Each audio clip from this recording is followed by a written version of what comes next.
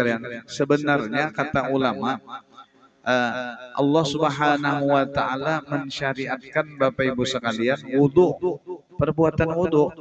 Kita tuh kan wudu tiap 24 jam, tiap kali sembahyang kita wudu paling kada 5 kali, iyalah. Nah, agama ini kan ada yang mewajibkan, yaitu menjadikan pekerjaan wudu ini rukun, seperti membasuh muha, basuh dua tangan, menyapu sebagian kepala, membasuh batis, iyalah.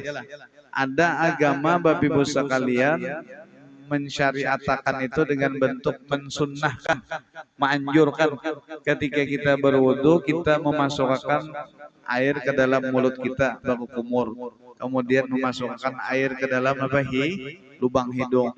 Kemudian salah satu di antara sunnah wudu yaitu kita membasuh atau menyapu sebagian telinga. Nah, ini ya sesuai yang ulun sampaikan tadi. Kenapa Allah Subhanahu wa taala atau agama mensyariatkan perbuatan-perbuatan, beberapa hal-hal yang kita kerjakan ketika berwudu, tujuannya itu supaya apa? Jadi kita kadang-kadang bingung tanya-tanya kenapa ketika sembahyang tuh disuruh basuh tuh muha seterusnya lelah. Nah, kata para ulama, agama mensunnahkan membasuh dua telapak tangan.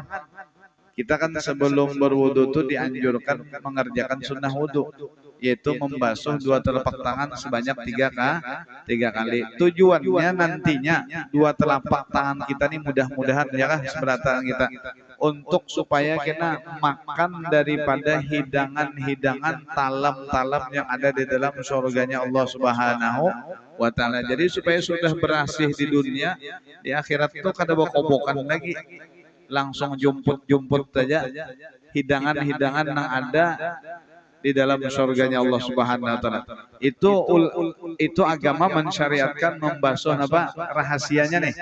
Rahasianya ya kan, faidahnya agama mensyariatkan mensunahkan membasuh tangan. Kemudian lagi agama mensunahkan kepada kita umat Nabi kita sallallahu baku kumur ya kan, ketika wudu baku kumur itu untuk apa? Itu tujuannya nanti orang beriman laki-laki dan perempuan di dalam surganya Allah Subhanahu wa taala untuk berkomunikasi dan bercakap-cakap dengan Allah Subhanahu wa taala. Masa kita ya kan bercakap-cakap lawan Tuhan, berpenderan lawan Tuhan, berinteraksi lawan Tuhan, mulut kita ya kan ada pernah dibasuh. Nah, itu tujuannya. Kita lawan sesama manusia aja kalau kita kada bergosok gigi, berpenderan nyaman lah kira-kira, kada nyaman nyala. Nah, kayak itu kita lawan Tuhan. Jadi rahasianya baku kumur itu untuk likalami rabbil alamin, untuk bercakap-cakap dengan Allah Subhanahu wa taala.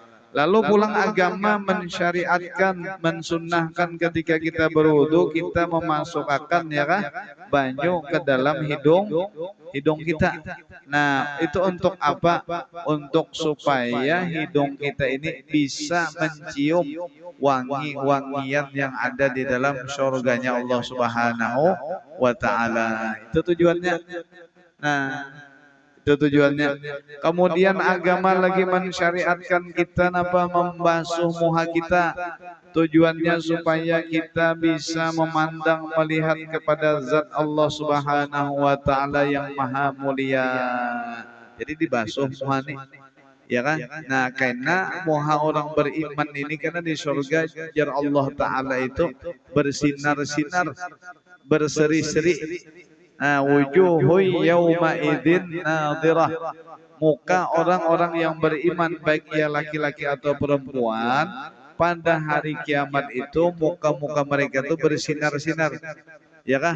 Berseri-seri karena himong gembira. Apa memandang kepada zat Allah Subhanahu wa taala yang laisa kamitslihi syai'un. Karena itu kita dianjurkan, disyariatkan dalam agama ketika kita berwudu membasuh muka. Nah, muka kita itu rahasianya. Jadi kita jangan koler berwudu tuh. ada hakikatnya, ada apa ngarannya rahasianya. Kemudian disyariatkan lagi kita ketika berwudu membasuh dua tangan. Hikmahnya untuk apa? Agar supaya orang beriman itu nantinya di surga memakai apa jalur dari gelang-gelang yang ada di dalam surganya Allah Subhanahu wa taala. Kemudian agama mensyariatkan menyapu kepala. Kenapa? Supaya kita kena di surganya Allah Subhanahu wa taala memakai mahkota kemuliaan. Kemudian agama lagi mensunnahkan membasuh atau menyapu lah, agama yang menyapu sebahagian dua telinga untuk supaya apa? Mendengar kalam Allah Subhanahu wa taala. Kalam Allah nih Pak luar biasa lezatnya. Buktinya pala kita nih Pak sebenarnya pernah mendengar kalamullah nang laisa biharfin walau sautin itu pernah. Tapi kita nih Pak kada ingat lagi. Ulang.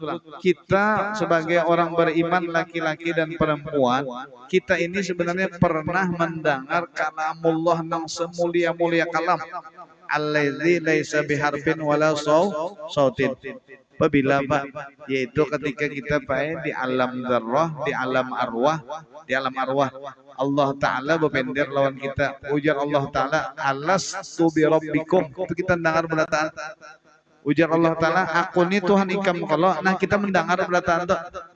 Kita berataan dengar. Lalu kita menjawab, qalu bala. Inggih Allah Ta'ala, pihan Tuhan ulun benar. Lah, nah, lalu itu Pak sirnya pelan setelah kita muncul ke alam dunia, karena telinga kita ini pernah mendengar kalamullah nang laisa biharfin walau sautin tadi. Karena itu coba dijepian telinga kita tuh ketujuh mendengar orang membaca Quran nang bagus-bagus, nang indah-indah. Nah, itu rahasianya.